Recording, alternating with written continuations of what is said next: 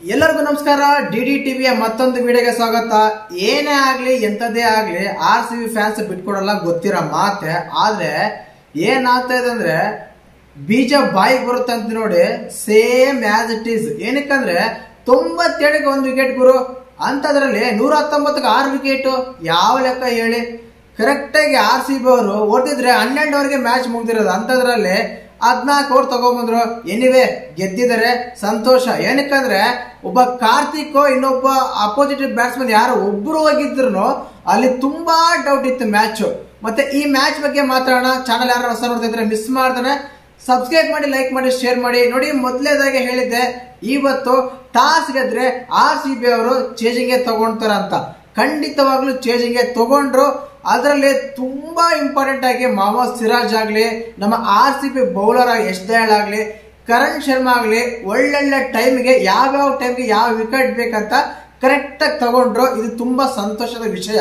ಇನ್ನೊಂದು ಬ್ಯಾಟ್ಸ್ಮನ್ ಅಂತ ಬಂದಾಗ ವಾವ್, ವಾಟ್ ಎ ಸೂಪರ್ ಅಂತ ಹೇಳ್ಬೋದು. ಏನಕ್ಕಂದ್ರೆ ಡೂಪ್ಲಿಸಿಸ್ ಆಗ್ಲಿ ಇಲ್ಲ ವಿರಾಟ್ ಕೊಹ್ಲಿ ಆಗ್ಲಿ ತುಂಬಾ ಚೆನ್ನಾಗಿ ಆಡ್ತು. ಅದ್ರಲ್ಲಿ ನಮ್ಮ ನಾಯಕ ಡೂಪ್ಲಿಸಿಸ್ ಅಂತ ತುಂಬಾ ಅಚ್ಚುಕಟ್ಟಾಗಿ ಒಳ್ಳೆ ಶಾಟ್ಸ್ ಆಡ್ತಾ ಕೇವಲ 23 ಬಾರಿಗೆ 64 ರನ್ ಬಾರಿಸಿ ನಮ್ಮ RCBಗೆ ತುಂಬಾ ಸಪೋರ್ಟ್ ಮಾಡಿದ್ರೆ ಅಂತ ಹೇಳ್ಬೋದು. ನೆಕ್ಸ್ಟ್ ಬಂದ ಬ್ಯಾಟ್ಸ್ಮನ್ ಗಳು ಯಾರು ಒಬ್ರು ಆಡ್ಲಿಲ್ಲ ಗುರು. ವಿಲ್ ಜಾಕ್ಸೋ ಆಡ್ಲಿಲ್ಲ, ಮ್ಯಾಕ್ಸ್ವೆಲ್ ಆಡ್ಲಿಲ್ಲ, ಅದಾದ್ಮೇಲೆ ಬಂದ್ರೆ ಗ್ರೀನು ಆಡ್ಲಿಲ್ಲ, ರಜತ್ ಪಟಿದಾರ್ ಆಗ್ಲಿಲ್ಲ. ಈ ರೀತಿಯಾಗಿ ಪ್ರತಿಯೊಬ್ರು ಔಟ್ ಆಗ್ತಾನೆ ಹೋಗ್ತಾ ಇದ್ರು.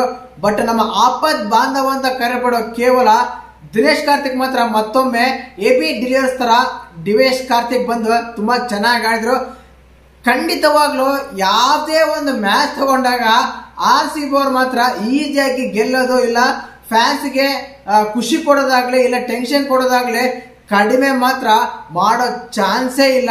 ಆ ರೀತಿಯಾಗಿ ತುಂಬಾ ಅಚ್ಚುಕಟ್ಟಾಗಿ ಆಡಿದ್ರು ಅಂತ ಹೇಳ್ಬೋದು. ಏನಕ್ಕಂದ್ರೆ ಖಂಡಿತವಾಗ್ಲೂ 6 ವಿಕೆಟ್ ಹೋದಾಗಿಲ್ಲ, 5 ವಿಕೆಟ್ ಹೋಗೋದ, ಇನ್ನೊಂದು ವಿಕೆಟ್ ಕಾರ್ತಿಕ್ ಒಬ್ರು ಔಟ್ ಆಗಿದ್ರೆ ಮ್ಯಾಚ್ ಖತಮ್ ಖತಮ್ ಆಗಿರೋದು. ಅಂತದ್ರಲ್ಲಿ ಆ ಟೈಮ್ ಅಲ್ಲಿ ಎಂತ ಬೌಲರ್ ಅಂದ್ರೆ ವೈಲ್ಡ್ ಕ್ಲಾಸ್ ರಶೀದ್ ಖಾನ್ ಬಂದ್ರು ಅದೇ ಓವರ್ ಅಲ್ಲಿ 3-4 ಬೌಂಡ್ರಿ ಬಾರಿಸಿ ಒಂದು 2 ಡೇ ತಗೊಂಡು ಮ್ಯಾಚ್ ನ ಯಾವುದೇ ಒಂದು ಟೆನ್ಷನ್ ಬರ್ದಾನೆ ಅಚ್ಚುಕಟ್ಟಾಗಿ ಆಡಿದ್ರು ಅಂತ ಹೇಳ್ಬೋದು. ಆ ರೀತಿಯಾಗಿ ಆಡ್ತು. ಮತ್ತೆ ಈ ಮ್ಯಾಚ್ ನೋಡಿದಾಗ ನಿಮ್ಗೆ ಹೇಗನ್ಸ್ತು? ಇಲ್ಲಿ ವಿಶೇಷವಾಗಿ ವಿರಾಟ್ ಕೊಹ್ಲಿ ಬಗ್ಗೆ ಮಾತಾಡ್ಲೇಬೇಕು. ಏನಕ್ಕಂದ್ರೆ ಸ್ಪಿನ್ನರ್ಸ್ಗೆ ಆಡಲ್ಲ, ಸ್ಪಿನ್ನರ್ಸ್ಗೆ ಸ್ಟ್ರೈಕ್ ರೇಟ್ ಕಡಿಮೆ ಇರುತ್ತೆ ಅಂತೆಲ್ಲ ಮಾತಾಡೋರಿಗೆಲ್ಲ ಬಾಯಿ ತುಂಬಾ ಬಾಳೆನಿಟ್ಟಂಗೆ ಆಯ್ತು. ಖಂಡಿತವಾಗ್ಲೂ ಆ ರೀತಿಯಾಗಿ ಅಚ್ಚುಕಟ್ಟಾಗಿ ಸ್ಪಿನ್ಗೆ ಆಗಲಿ ಸ್ಪೀಡಿಯಾಗಿ ಔಟ್ ಆದ್ರು. ಮತ್ತು ಕೊನೆಗೆ ಮಾತ್ರ ಸ್ಪಿನ್ಗೆ ಔಟ್ ಆದ್ರು. ಈ ಟೈಮಲ್ಲಿ ಏನಾಗುತ್ತಂದ್ರೆ ಆಡ್ಕೊಂಡವ್ರಿಗೆ ಒಂದ್ ಸ್ವಲ್ಪ ಮಾರ್ಕ್ಸ್ ಸಿಗಂಗಾಗುತ್ತೆ. ಬಟ್ ಎನಿವೆ RCB ಮಾತ್ರ ಈ ಮ್ಯಾಚ್ ಅಲ್ಲಿ ವಿನ್ ಆಯ್ತು. ತುಂಬಾ ಸಂತೋಷ ವಿಷಯ. ಏನಕ್ಕಂದ್ರೆ ಆಲ್ರೆಡಿ KK ಆಗ್ಲಿ, LSG ಆಗ್ಲಿ, ಅದಾದ್ಮೇಲೆ ಇನ್ನೊಂದು GT ಆಗ್ಲಿ, GT ಆಗಲೇ ಈ ಟೂರ್ನಮೆಂಟ್ ಇಂದ ಹೊರಗೆ ಬಿದ್ದ ಆಗಿದೆ. ಬಟ್ ಮೇಲಿನ 4 ಟೀಮ್ ಅಲ್ಲೂ ಯಾವ್ದಾದ್ರು ಒಂದು ಟೀಮ್ SRH ಆಗ್ಲಿ, LSG ಆಗ್ಲಿ ಇಲ್ಲ RR ಆಗ್ಲಿ, RR ಆಲ್ರೆಡಿ ಕಂಪ್ಲೀಟ್ ಆಗಿ ಹೋಗಿದೆ. ಇನ್ನು 3 ಮೇಲೆ KKR, LSG, ಇನ್ನೊಂದು ಬಂದ್ಬಿಟ್ಟು ಯಾವ್ದಲ್ಲ